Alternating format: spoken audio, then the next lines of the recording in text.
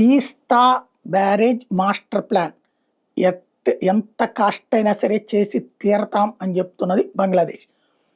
ఇండియాకి సంబంధించినటువంటి తీస్తా రివర్కి అడ్డుపడతాం అని చెప్తుంది. తారిక్ రెహమాన్ చెప్పుకొస్తున్నాడు. ఇప్పుడు ఇక్కడ చైనా నిన్న ఒక స్టేట్మెంట్ ఇచ్చింది.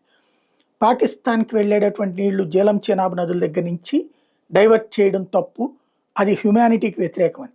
అదే చైనా ఈ తీస్తా ప్రాజెక్ట్ డబ్బులు ఇస్తానంట, భారతదేశానికి నీళ్లు రాకుండా చేస్తాననేది బంగ్లాదేశ్ ప్రాజెక్ట్. ఈ వీళ్ళ ద్వంద్వ ధోరణులు అట్లుంటాయి. ఇక్కడ బేసిక్గా బంగ్లాదేశోడు ఒక ప్రాజెక్ట్ స్టార్ట్ చేసి పూర్తి చేసి అమల్లోకి వచ్చేటప్పటికి వాడు ఉంటాడో ఉండడో కూడా తెలియదు. భారతదేశానికి ఆల్టర్నేటివ్స్ బోల్డ్ అని ఉన్నాయి, ఎప్పుడు ఏం చేయాలో బాగా తెలుసు. కాకపోతే ఇప్పుడు తమ దేశంలో ప్రజల్ని సంతృప్తి పరచలేని వాళ్ళు భారతదేశాన్ని నిందిస్తే, భారతదేశాన్ని విమర్శిస్తే హీరోలు అవుతాం అనుకునేటటువంటి ధోరణి పాకిస్తాన్లో బంగ్లాదేశ్లోనూ బాగా స్ప్రెడ్ అవుతుంది నాయకుల్లో.